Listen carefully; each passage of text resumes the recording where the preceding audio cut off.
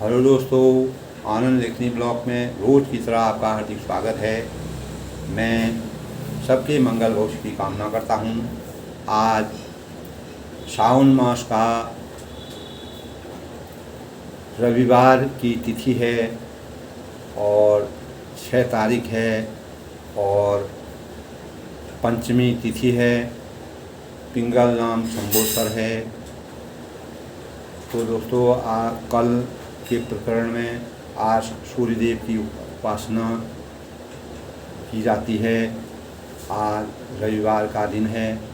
रविवार जो है वह सूर्य को की पूजा की जाती है और सूर्य को अर्घ्य दिया जाता है। सूर्य दोस्तों राजयोग के देवता हैं, जो पूरे राजयोग को हमारे जीवन में हमको किस प्रकार का राजयोग मिलेगा, कैसा होता है, वो हमारे ग्रहों के अनुसार हमारे राजयोग में विद्यमान होता है। अगर सूर्य हमारे शुभ जगह पर बैठा होगा तो हमें राजयोग की अच्छी प्राप्ति होती है। तो दोस्तों, सूर्य की उपासना, सूर्य भगवान की उपासना करने से हमको यश और कीर्ति और राजयोग प्राप्त होता है।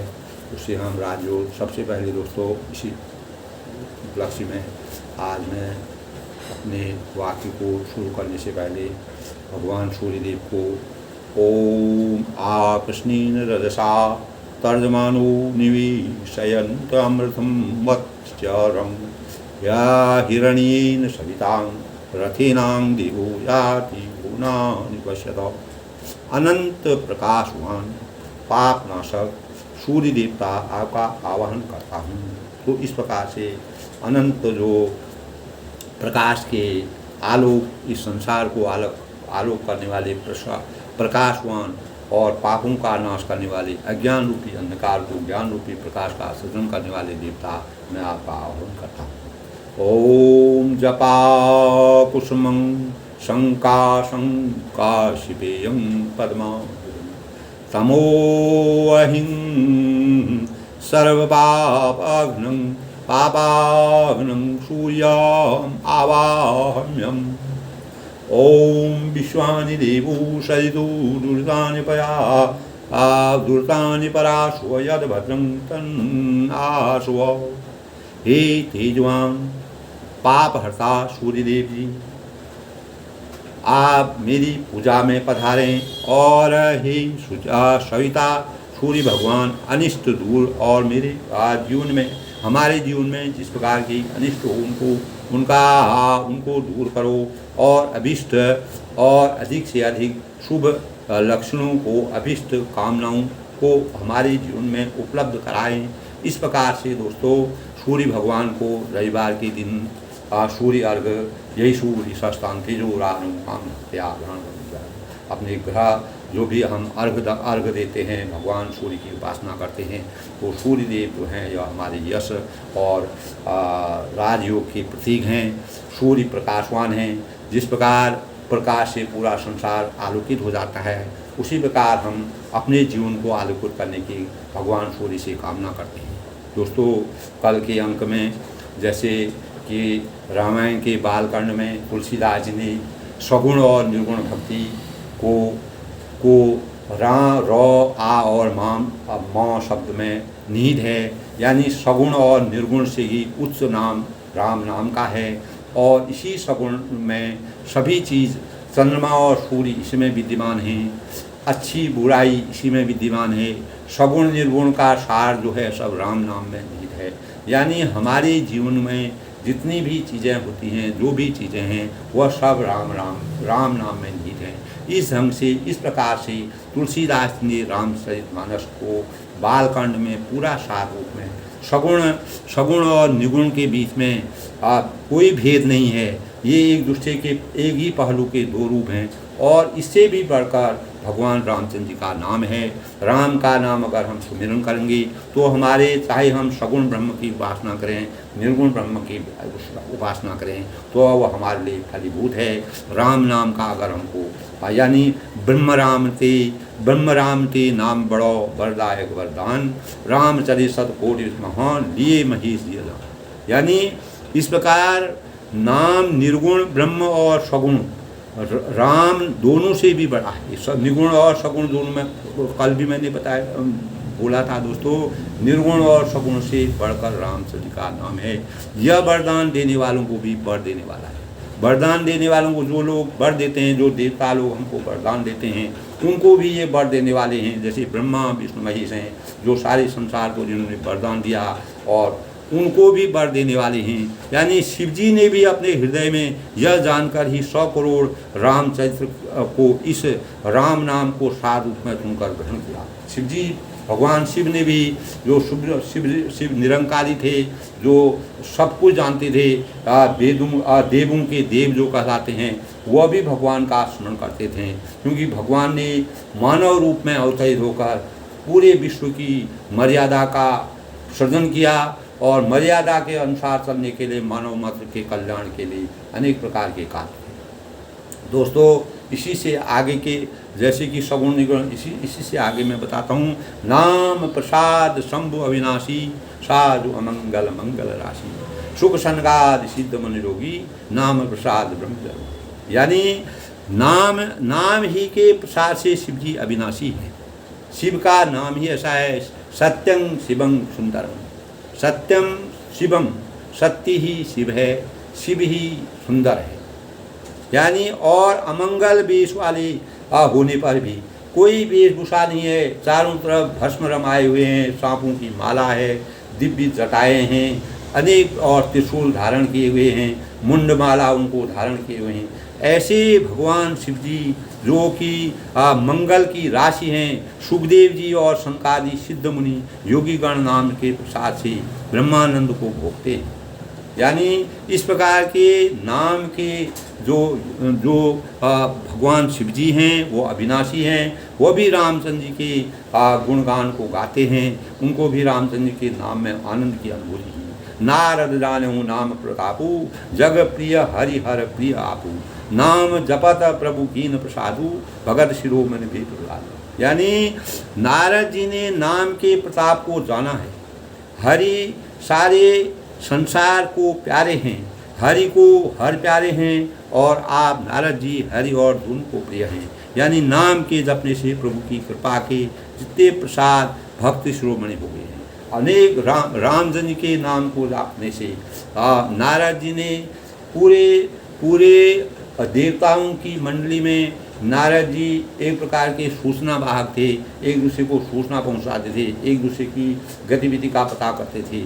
वो भी भगवान रामचंद्र के नाम की आराधना, उनको भी रामचंद्र के नाम की आराधना करनी पड़ी। और श्री हरि हर दोनों प्रिय हैं, और नाम के जपने से ही, भगवान रामचंद्र के नाम जपने से ही प्रभु ने कृपा की, उन पर कृपा की, और जिनके प्रसाद से भक्ति के शिरोमणि हो। तो दोस्तों, रामचंद्र के शरण में आकर के अपार ज्ञान की प्राप्ति हुई।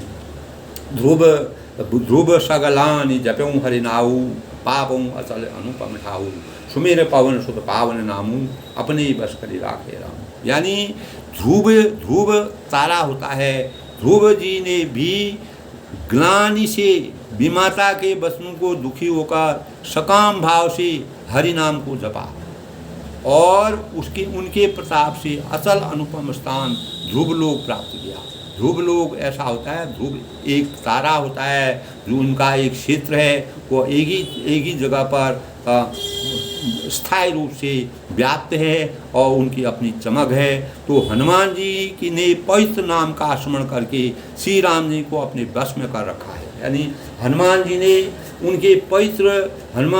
रामचंद्र जी के नाम को पवित्रता का प्रतीक समझ कर, उनको स्मरण करके, उसको अपने अंतर मन में ध्यान करके श्री राम जी के यश को अपने वश में कर रखा है। नारद हैं, भगवान राम जी हैं, शिव जी हैं, सब लोगों ने राम के नाम को इसीलिए कहा है दोस्तों, सगुण और निर्गुण से भी उत्तम नाम भगवान राम का नाम है। भगवान राम के नाम में सगुण और निर्गुण दोनों के भाव हैं। चाहे हम सगुण रूप से करें, निर्गुण रूप से करें, अंतोगता राम उनमें श्रेष्ठ हैं। राम एक एक ही पहलू के दो रूपों के एक पहलू हैं, यानी एक ही पहलू के दो अलग अलग, जैसे सगुण निर्गुण हैं, दो पहलुओं के एक रूप हैं। राम का नाम श्रेष्ठ है। राम संजीत चंद्रमा और सूर्य के समान है। राम अविनाशी हैं और मर्यादा के जानने वाले हैं और अंतर्यामी हैं। सो मर्यादा को जाने, अंतर्यामी, उनके वह अपने अपने अंतर्मन में आगे क्या होने वाला है उसकी अनुभूति उनको पहले ही हो जाती है।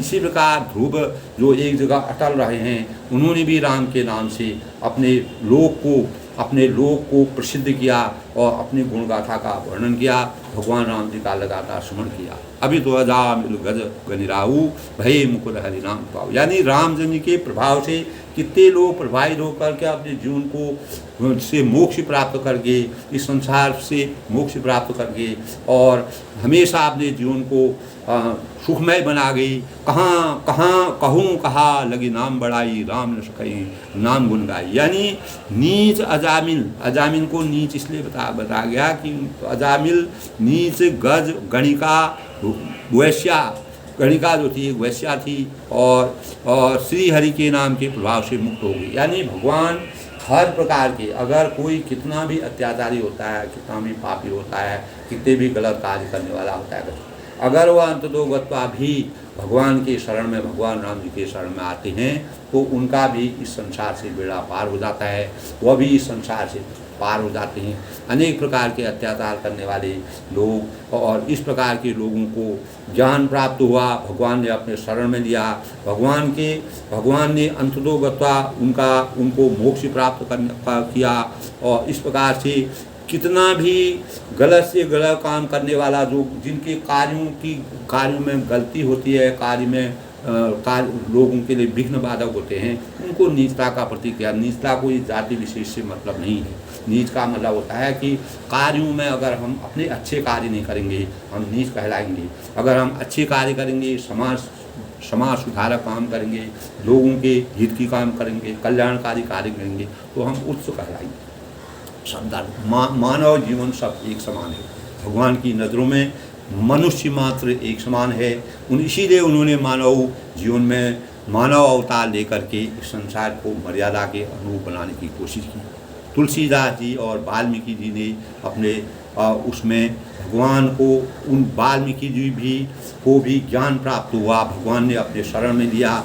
श्री हरि के नाम के प्रभाव से वह लोग मुक्त हो गए। अजामिल मुक्त हुई, गज और गणिका जो कि वैश्या का काम करती थी वह भी, यानी जो भी जिस प्रकार के काम करते थे, कोई भी कार्य आदमी करता है, कहीं पर मजदूरियाँ होती हैं, कहीं पर कुछ होता है, कहीं पर समाज का सामाजिक गतिविधियाँ उस प्रकार की होती हैं, तो आदमी वैसे काम करता है, उस परिवेश में आ जाता है। लेकिन अगर उस परिवेश से उभरने के लिए अगर इंसान आगे बढ़ने की कोशिश करता है, भगवान रामचंद्र के शरण में आएगा, अच्छे लोगों के सानिध्य में आएगा, निश्चित ही उसका जीवन भी मुक्ति प्राप्त करेगा, वह भी अपने जीवन को सकारात्मक दिशा की ओर ले जा सकता है। तो उनके नाम की बड़ाई तुलसीदास ने कहा, मैं कहाँ तक वर्णन करूँ। राम भी नाम के गुणों को नहीं गा सकते हैं, यानी हम उनके वास्तविक गुण हैं, उनमें क्या वास्तविकता है, उनके गुणों का हम बखान अपने शब्दों में नहीं कर सकते हैं। इस प्रकार की रचना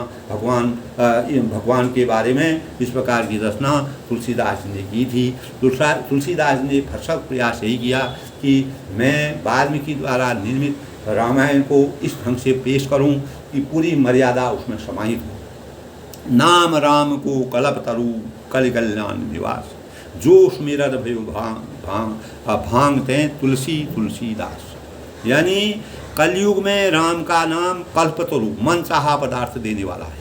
इस कलयुग में अनेक प्रकार के पाप होते हैं, इस कलयुग में अनेक प्रकार के अत्याचार होते हैं, इस कलयुग में मानव में अनेक प्रकार के विभेदीकरण होंगे, अनेक प्रकार से मानव मात्र में कलह होगा। तो वह भी कलयुग के नाम का, अगर यानी कलयुग में राम का नाम कल्पतरु के समान होगा। अगर राम का नाम कोई भी कलयुग में लेगा, वह कल्पतरु जो होता है, वह कल्प का तरु पेड़ जो होता है, वह बहुत कम मिलता है, उनकी बहुत कम मिलती है। इसी प्रकार कलयुग में अगर कोई राम का नाम लेगा तो वह मन चाहा पदार्थ, कलयुग जो कल्पतरु होता है वह मन चाहा, जो हमारी मन की चाहत होती है उसके अनुसार हमको वरदान देते हैं, उसका हमारी मनोकामना को पूर्ण करने की शक्ति होती है कल्पतरु में। तो इसीलिए कल्पतरु के दर्शन किए जाते हैं और कल्पतरु के उसमें हम अपने मनोकामनाओं को वहाँ पर जा कर के आराधना करते हैं।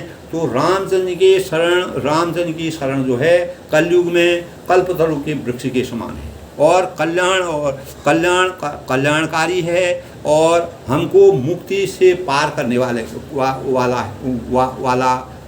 वाले हैं। यानी जिनका स्मरण करने से भांग जो होता है सबसे निकृष्ट चीज़ होती है, उससे मनुष्य पागल हो जाता है, उससे आदमी अपने आपाक हो जाता है। तो तुलसीदास जी ने भांग सा निकृष्ट तुलसी के समान पवित्र हो गया, यानी अपने को भांग के समान निकृष्ट व्यक्ति कह करके अपने को भी पवित्र कर लिया रामचंद्र के नाम से। ये प्रभाव नहीं दिया। भांग का मतलब है निकृष्ट चीज़, यानी सबसे खराब चीज़, जिससे मनुष्य का व्यक्तित्व खराब हो जाता है, मनुष्य का मानसिक संतुलन खराब हो जाता है, मनुष्य बेहोशी में आ जाता है और अनेक प्रकार के इस प्रकार के तत्व होते हैं जो हमारे शरीर के लिए घातक होते हैं। ऐसे घातक तत्वों से अपना वह करते हुए अपने को भांग के समान बता करके अपनी तुलना करते हुए उन्होंने रामचंद्र जी ने ऐसे व्यक्ति को भी अपने में लगा लिया, अपने सानिध्य में स्थान दिया और उसमें भी अपार गुण आ गए और भांग के जैसी निकृष्ट चीज़ें भी हमारे लिए पवित्र अमृत के समान बनी।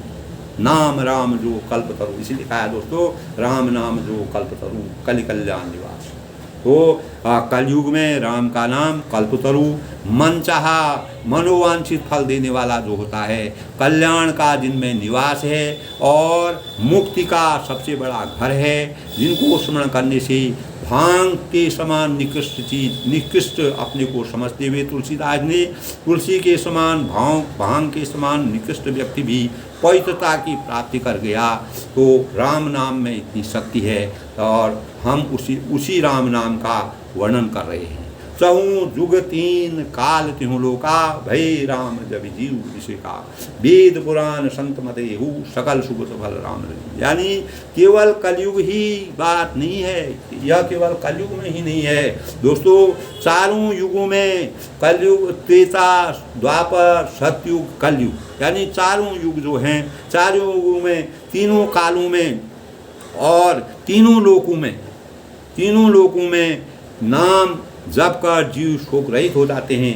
वेद पुराण और संतों का मत यही है कि समस्त पुण्यों का फल श्री रामचंद्र जी में निहित है, उनका प्रेम इसमें निहित है। यानी जितने भी वेद पुराण हैं, संतों की मर्यादा है और 3 लोक हैं, 4 भवन हैं, तो इनमें सबसे 4 युगों में और 3 लोकों में और 3 कालों में भगवान का नाम निहित है। अगर हम इन कालों में भी कलयुग के अलावा इन जगहों पर भी राम का नाम सर्वश्रेष्ठ रहा है। रामचंद्र जी ने यहाँ पर भी इन कालों में भी अवतरित होकर के अनेक प्रकार की लीलाएं की, उन्होंने अपने परिवर्तन किया। मानव जीवन में अपने को अवतरित करके उन्होंने मानव जीवन को एक सुनियोजित ढंग से समाज में अवतरित करके उनकी गाथा को आगे बढ़ाया और सृष्टि की रचना को आगे बढ़ाने के लिए अनेकों प्रयास किए। इस प्रकार की रचना तुलसीदास जी ने रामायण के माध्यम से, रामचरितमानस के माध्यम से जन जन तक पहुँचाने का प्रयास किया है। दोस्तों, ध्यान प्रथम जुग मख विधि जूझे, द्वापर परितोषण प्रभु बूझे, कलि केवल मल मूल मलिना, पाप पयोनि जन्म मीना। यानी पहले सत्य युग में ध्यान से, दूसरे त्रेता युग में यज्ञ से और द्वापर में पूजन से भगवान प्रसन्न होते हैं। यानी पहले सत्युग होता है दोस्तों। सत्युग में हर आदमी सत्य बोलता था और झूठ नाम की कोई चीज़ नहीं थी, चारों ओर सत्यता का वातावरण था। तो युग में ध्यान और दूसरे त्रेता युग में युग में यज्ञ को महानता दी गई और द्वापर में पूजा पाठ करके भगवान का पूजा पाठ करके द्वापर में कृष्ण भगवान पैदा हुए। त्रेता में भगवान रामचंद्र जी ने मानव रूप में अवतरित होकर के पूरे विश्व में रामचरितमानस के बारे में का गुणगान कराया और मानवता का रूप दिखाया और पूरे संसार में व्याप्त मानवता को सृष्टि की रचना के अनुसार मानव के क्या क्या रूप हैं, मानव के क्या क्या कर्तव्य हैं, मानव को क्या करना चाहिए, उस रूप में वह त्रेता में अवतरित हुए और उन्होंने पूरी मर्यादा की रक्षा की।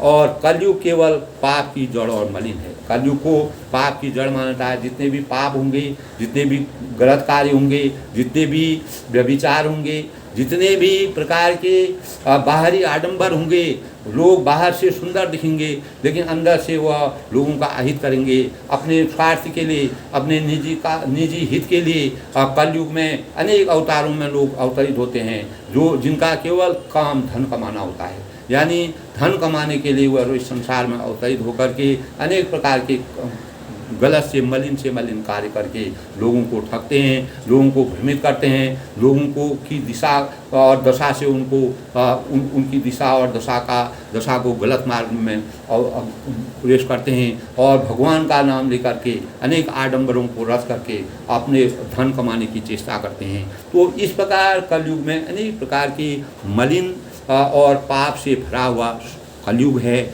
और इसमें मनुष्यों का मन पाप रूपी समुद्र में मछली जैसा बना हुआ। जिस प्रकार पाप रूपी समुद्र में गंदे पानी में, जिस प्रकार खराब दूषित पानी में जिस प्रकार मछली निवास करती है, उसका निवास, उनका जीवन बहुत ही दूषित होता है। उसी प्रकार कलयुग में भी मानव जीवन का जो सुमार्ग पर चलने वाले आदमी हैं, जो अच्छे मार्ग पर चलने वाला मानव होगा, जो अच्छे कार्य करेगा तो उसको परेशानी होगी। जिस प्रकार मछली को परेशानी होती है गंदे पानी में, गंदे समुद्र में होती है, वो कलयुग के प्रभाव है।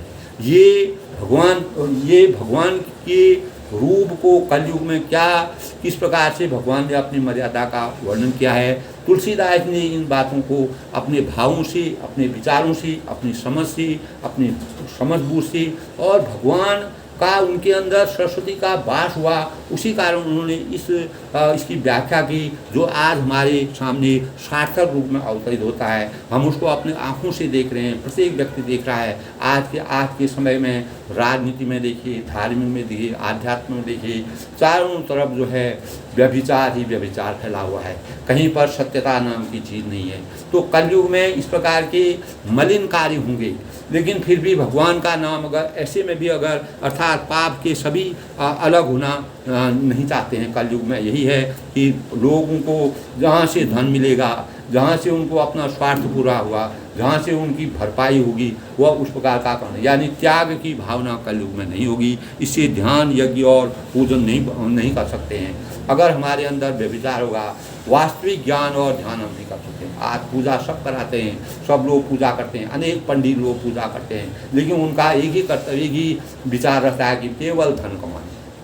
उनकी नज़र सबसे पहले धन में रहती है कि पैसा कहाँ से कमाएं, कहाँ से हम लूटें और अपने वर्चस्व को बढ़ाएं।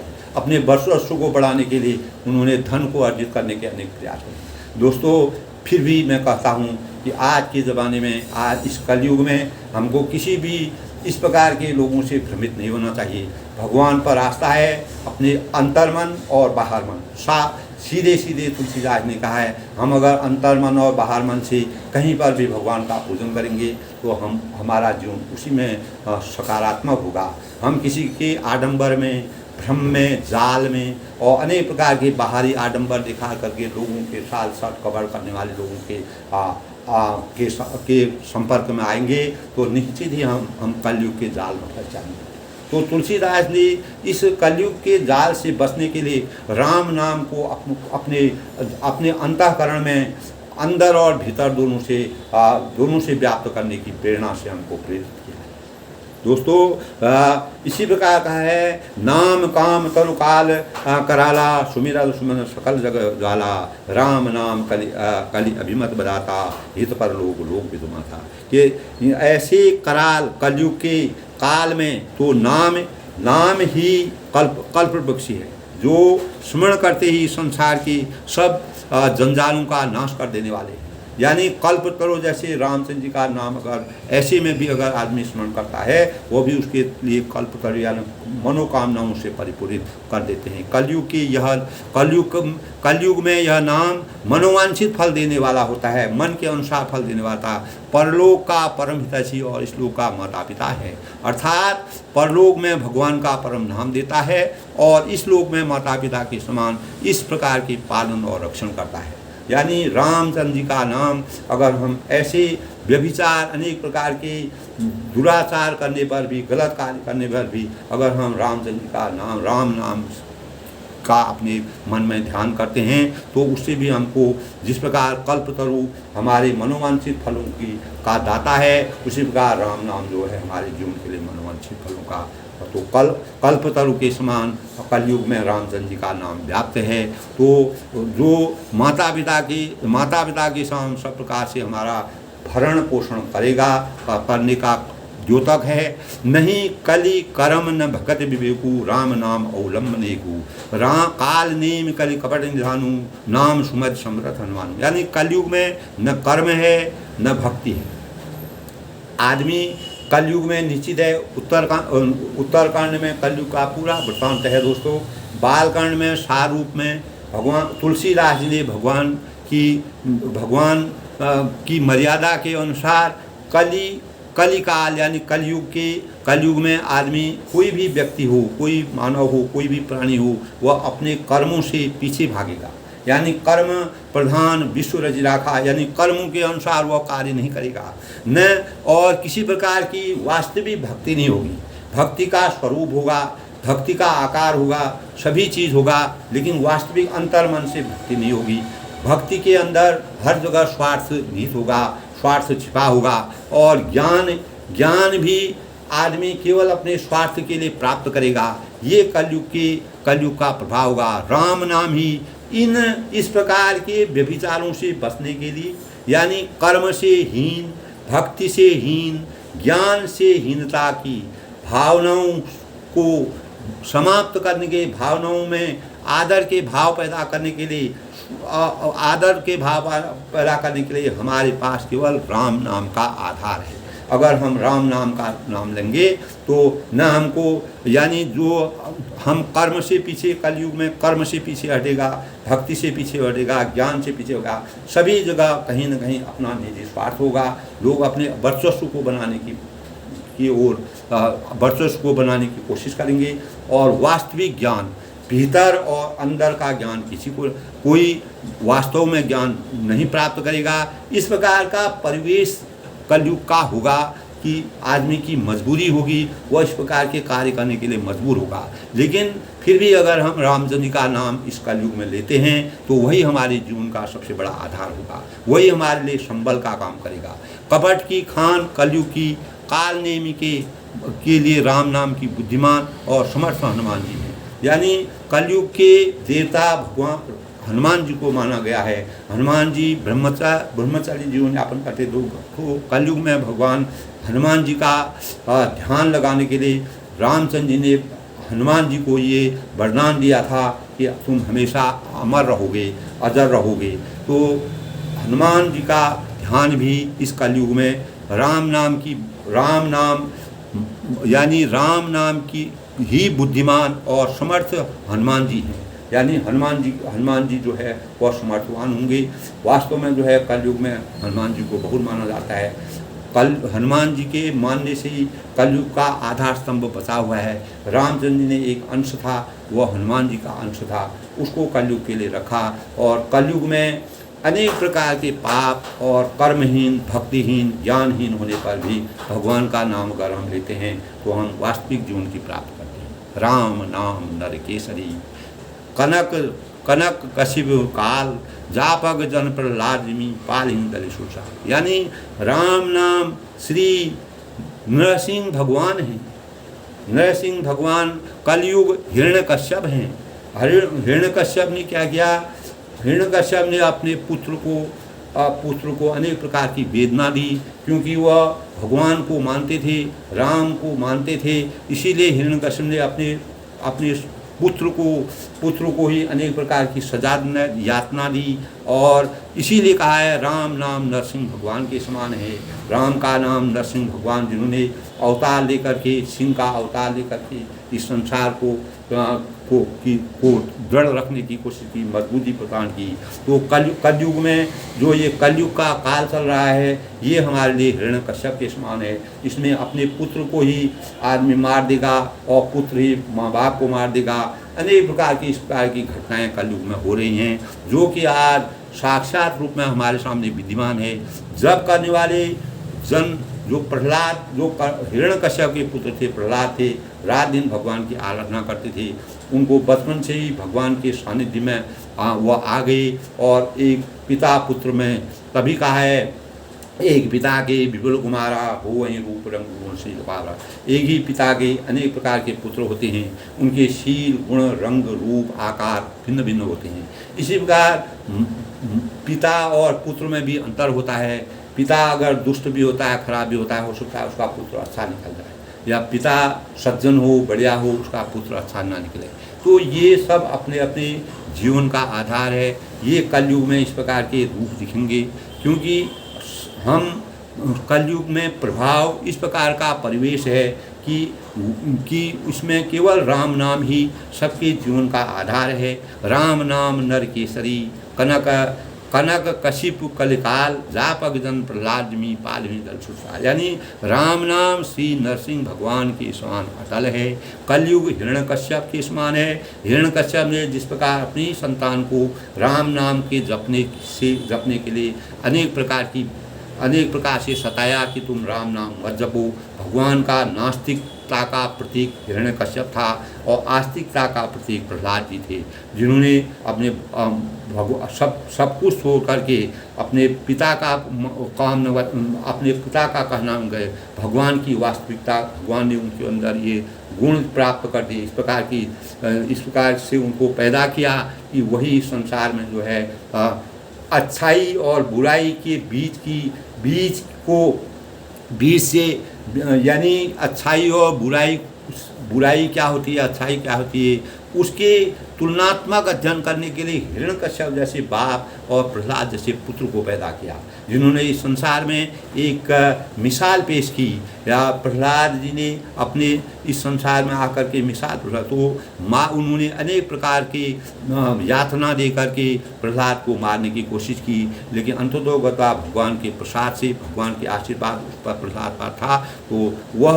तो इसीलिए पता है राम नाम श्री नरसिंह भगवान के समान है। कलयुग हिरण्यकश्यप है। जप करने वाले जन प्रहलाद के समान हैं। यह राम नाम देवताओं के शत्रु कलयुग रूपी दैत्य को मारकर जप करने वालों की रक्षा करेगा। यानी जो राम नाम का जप करता रहेगा वह इस संसार में कलयुग में जो है जप करेगा, वही उसी का अस्तित्व इस संसार में रहेगा। यानी राम नाम देवताओं के शत्रु कलयुग रूपी दैत्य जो हिरण्यकश्यप हैं, और कलयुग रूपी राम नाम जो प्रहलाद हैं, उनकी रक्षा तभी हो सकती है जब हम रामचंद्र के नाम की वास्तविकता को जानें और उनके प्रसाद को जानें। दोस्तों, इसी प्रकार आज के अंक में हमें कलयुग, सतयुग, द्वापर, त्रेता, इन 4 युगों में किस प्रकार के कलयुग किसका, सतयुग में क्या था, सत्यवादी था, द्वापर में भगवान की पूजा होती थी, और त्रेता में मानव रूप में ज्ञान की प्राप्ति थी, और कलयुग जो है वह जो है हमारे लिए अनिष्ट का कारक है। कलयुग में अनेक प्रकार के कलयुग में न कर्म होगा और न भक्ति होगी, न ज्ञान होगा, और ये सब निजी स्वार्थ के लिए होंगे, यानी अपने वर्चस्व को ऊपर उठाने के लिए, और कुछ समय के लिए अपार संतोष की प्राप्ति करने के लिए कलयुग की अपेक्षाएं अनेक होंगी। आदमी की आवश्यकताएं बढ़ते रहेंगी, इच्छाएं बढ़ती रहेंगी। ये कलयुग का प्रभाव है। और कलयुग में मानव के बीच में अंतर विरोध होगा और मानव के बीच में बहुत ही गैपिंग होगी, यानी दोनों के बीच में खाई होगी।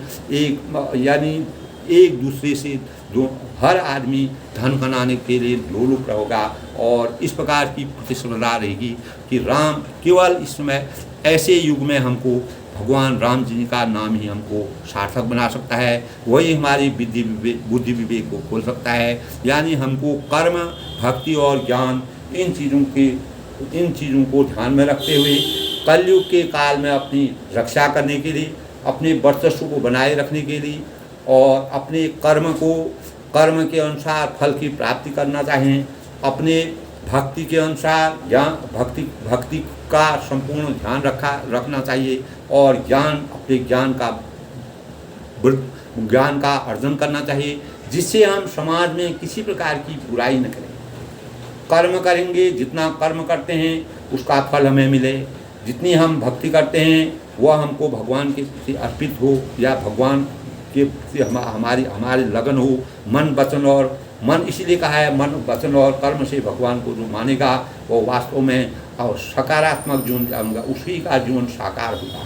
तो दोस्तों, कलयुग के प्रभाव का वर्णन, सतयुग के प्रभाव का वर्णन द्वापर और त्रेता में भगवान रामचंद्र ने स्वयं अवतरित होकर के मानव जीवन में अवतरित होकर इस प्रकार सृष्टि की रचना के अनुसार सभी मानवों को कर्तव्य क्या होता है और मर्यादा क्या होती है उसका विश्लेषण किया।